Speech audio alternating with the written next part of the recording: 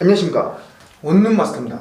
제가 사랑하는 구독자분께 실전적인 오직 실전, 이론은 필요 없습니다. 실전적인 부동산 노하우와 그리고 사기 안 당하는 법을 전달하기 위해서 또 이렇게 촬영하고 있습니다. 오늘의 주제, 지역주택 조합입니다. 왜 제가 이걸 말씀드리냐, 요즘 들어서 저한테 원룸 말고도 부동산 임대원 말고도 많은 부동산 전 분야에 대해서 뭐 재건축, 인테리어, 시주택, 오피스텔, 전 분야에 대해서 질문이 들어오고 있습니다.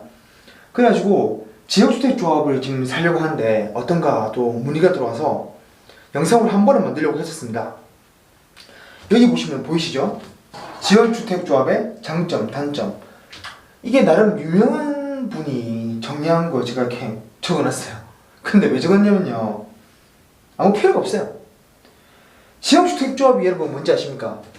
우리 재개발, 재건축 같은 경우에는 재건축을 한다. 물론 주택도 재건축 경우가 있습니다만은 이번 경우에는 재건축은 이제 좀 옛날 오래된 30, 40년대 아파트를 기준으로 하고 재개발은 우리가 흔히 알고 있는 주택가를 기준으로 해보겠습니다. 이 재개발 같은 경우에는, 그리고 재건축 같은 경우에는 제 땅으로 하죠. 내가 어느 주택에 살고 있으면 그 지역이 구역으로 선정이 되고 추진위가 결성되고 조합이 설립되고 이런 과정을 거치면서 내 땅, 우리 땅 주인들끼리의 모임이 돼서 땅 주인들이 만들어가는 겁니다. 근데 지역주택 조합은요, 땅 주인은 빠져요. 땅 주인은 빠지고요, 한마디로 시행사, 이 업무 대행사라고 하는데요, 이 업무를 대행하는 분들이 합니다. 이분들이 조합원을 모으고 그 다음에 땅을 매수해서 하게 되는 겁니다. 한마디로 내 땅이 아닌데 이 사람들이 우리 조합원들의 돈을 가지고 땅을 사고 건물을 짓는 거예요. 일단은 정리했죠. 재개발, 재건축은 우리 땅으로 하는 거고 이거는 우리 땅으로 하는 게 아니에요. 그냥 시행사, 업무 대행사가 하는 거다, 이렇게 딱 알아두시면 됩니다. 자, 여기서 중요해요. 장점, 주택 청약 통장이 필요 없고 싸고 동호수를 선택할 수 있다. 이게 장점입니까? 결론부터 말하자면 지역주택 조합은 장점이 없습니다. 쓰레기입니다. 얼마나 쓰레기면 청약 통장이 필요 없이 개나 소나 할 수 있겠어요? 얼마나 쓰레기면 저렴한데 아무도 안 하려고 호구들만 합니까? 얼마나 쓰레기면 집에 남아도록 하고 동호수를 선택할 수 있어요? 한마디로 인기 없고 아무도 안 하니까 통장도 필요 없고 저렴하고 동호수 선택할 수 있는 겁니다.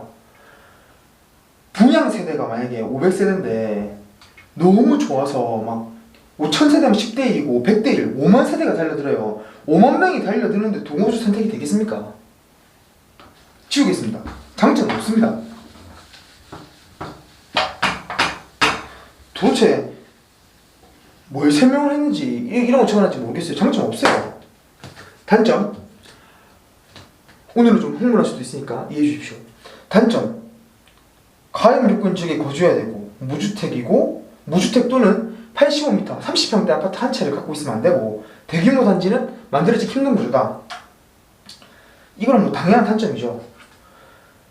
의미가 아무도 의미가 없습니다. 이게 뭐 한마디로 청약 통장을 만들어서 청약을 넣으면 당첨될 확률이 너무 낮고 서민들이 집을 살기 힘드니까 요 지역에 거주하고 집이 없는 사람들을 위해서, 그리고 집이 있더라도 좀 한 채밖에 없는 사람들을 위해서 만들어 놓은 겁니다. 하지만 결론은 아무 의미가 없다. 아무 의미가 없다. 그러면 지역주택 조합이, 오늘은 빨간색으로 하겠습니다. 어떤 식으로 우리들한테 사기를 치냐? 이게 관건이죠. 왜 우리는 성공할 수가 없고, 뭐 통계적으로는 30군데 중에 한 군데가 성공한다고 하는데 우여곡절 끝에 왜 항상 망하냐? 왜 항상 피는 물 흘리게 하냐? 자, 구조를 보여드릴게요. 구조를. 업무 대행사에서 조합을 설립하기 위해서는 땅이 80%의 땅을 확보해야 되고, 그리고 사업 시행인가를 득하기 위해서 95%의 땅을 확보해야 된다. 근데 보통 가면 80%의 땅 확보했다고 해요. 그래서 조합을 설립됐으니까 안전하다.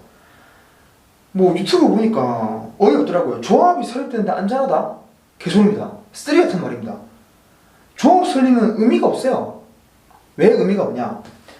땅을 80% 보유해봐야 결국에는 95%를 보유해야 사업 시행 인가를 득할 수 있는데, 이 15%의 차이가 얼마나 크냐? 설사 80%를 빠른 시간 내에 달성해서 80%를 조합 설립을 했다 하더라도, 조합을 만들어지면 그 다음에 사업 시행인가 뭐냐면 건설사를 어디 선정하고 몇 세대를 뽑고 뭐 이런 내용을 이제 세부적인 내용을 정하는 겁니다. 가장 이제 핵심적인 요인이죠. 근데 이거를 하려면 95%가 돼야 통과하면서 이제 나머지 5%는 밀어버리고 처리할 수 있어요. 근데 이 15%를 이렇게 작업을 합니다. 업무 대행사라는 사람들이 제가 A고 업무 대행사가 B예요. 그러면 제가 이 사람이랑 친해요, B랑. 그럼 이렇게 말합니다. 요 재개발 지역에 일정 부분의 땅이 평당 300에 나왔다. 그러면 네가 사라. 그래, 알겠다. 샀어요.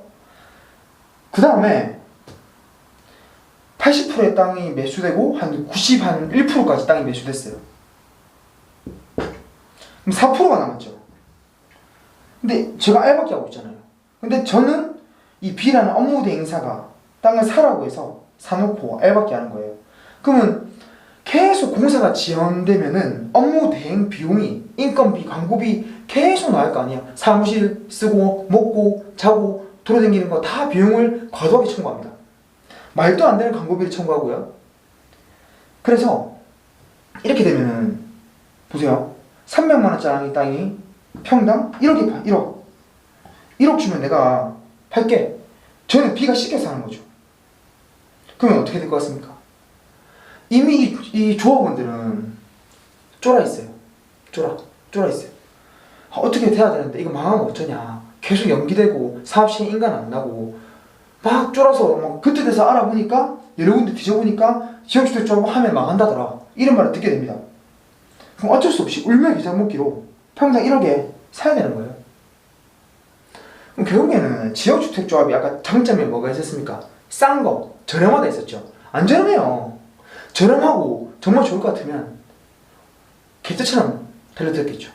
하지만 그게 안 되잖아요.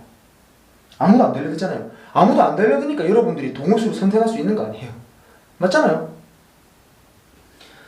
자, 이런 일이 벌어지고 거기다가 좀 심하게 가면은 이거를 이 땅 A 보고 사란 다음에 A가 또 다른 누구한테, C한테 팝니다. 그럼 이 C 땅을 다시 B가 사들이는 거죠. 그러니까 한 단계를 거치는 게 아니라 두 단계를 거치면서 해먹고 또 해먹고 하는 겁니다. 땅 장사. 가장 큰 맹점은 이 업무 대행사들이 양아치라고 합니다. 인마들이 도덕적인 해이, 뭐라 해저대에 빠져가지고 이런 양아치 짓거리를 하니까 노답이 되는 겁니다. 결국에는 앞에 뭐 장난감 다 필요 없습니다. 결국엔 이게 관건입니다. 이거 플러스 업무 대행비의 과도한 청구죠. 인건비라든가 홍보비를 과하게 엄청나게 많이 빼먹는다더라고요. 그리고 사업이 지연되면 지연될수록 사람들은 두려워하고 조합원들 두려워하겠죠. 그리고 자기들은 업무 추진비로 업무 대행사를 계속 뱃속을 채우는 거죠. 그리고 마지막에는 땅 장사를 해버리는 거죠. 이런 땅 장사를 할 때 여러분들은 이렇게 말씀하시겠죠. 뭐 사기죄가 성립되지 않냐. 사기죄를 어떻게 성립시킵니까? 이거 택도 없습니다. 너무 완벽하잖아요. 나는 모르는 사이였고 정당하게 돈을 줬고 돈은 뒤로 저 멀리 빼돌려 놨으면 찾아낼 방법이 없는 겁니다. 그리고 업무 대행사가 망하고 깜빵에 가면 이거 누가 추진할 거예요? 지금 땅 사놓고 일 벌어놨잖아요. 그럼 수백 명의 조합원들이 이 사람 깜빵 가면 또 피해를 보게 되는 거예요. 왜냐? 조합원들이 뭘 알겠습니까? 평범한 사회인이고 직장인인데 모르잖아요. 차라리 업무 대행사가 해먹더라도 사기인가 알지만 그래도 지어보자 이렇게 되는 겁니다. 굉장히 중요한 얘기예요. 그리고 어떤 일이 항상 벌어지냐. 제가 제 주변에 지역주택 쪽 하는 사람이 수없이 많습니다. 최근에는 제가 참 친한 아주 친한 형님이라서 제발 하지 마세요. 피해 사례 다 들었어요. 하지 마세요 했는데 또 했어요. 돌아버리겠습니다. 지금 어떤 일이 벌어졌는지 아십니까?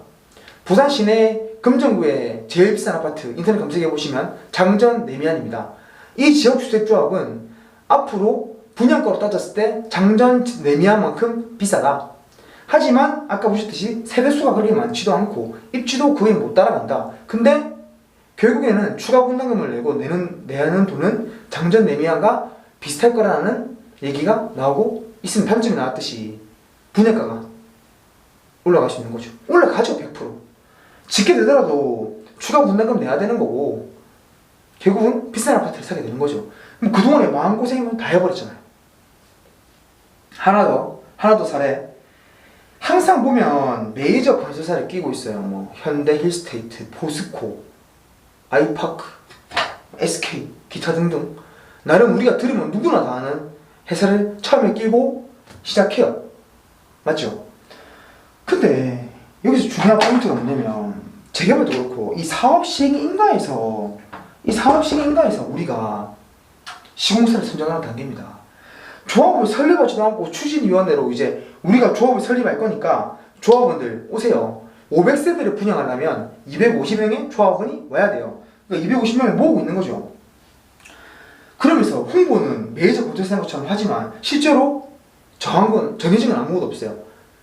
실제로 건설사가 사업 시행자가 아니라 뭐 사업 시행 예정자 이렇게 돼 있답니다.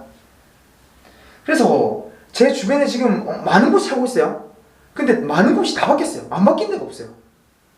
정말로 안 바뀐 데가 없습니다. 주로 뭐 사실 솔직히 말씀드리면 부산에는 삼전 그린코어 뭐 이런 거 많이 들어오더라고요. 항상 바뀌면 삼전 그린코어야. 근데 왜 바꿀 수밖에 없는지 아십니까? 이렇게 말합니다. 안 되겠다.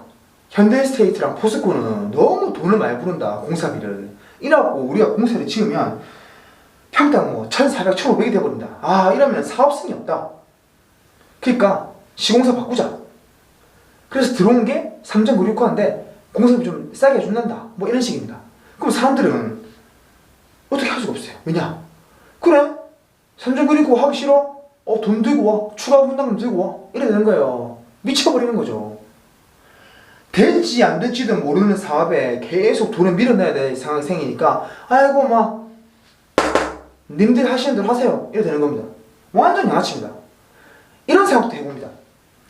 저는 EQ가 좋다고 생각하거든요. 이 잔머리가 잘 돌아가니까 업무 대행사에 입사를 해서 일을 배운 다음에 내가 한번 업무 대행사에 대빵이 튀겨볼까 생각을 해봤는데 남들 눈에 피눈물 나게 하면 내 눈에는 피눈물이 나지 않을까.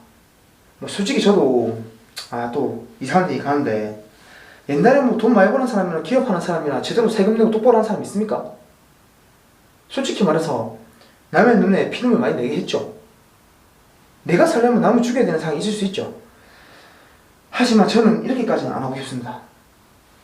뭐 다른 강한 사람을 위해서 뭐 대기업 간의 싸움에서 이렇게 하는 거는 모르겠다. 아까 보셨듯이 무주택자거나 85제곱미터 한 개 가진 사람이거나 그런 분들 다 이 집이 없어가지고 하시는 분들인데 이런 분들이 등쳐먹고 돈 벌어먹는 애들입니다. 속된 말로.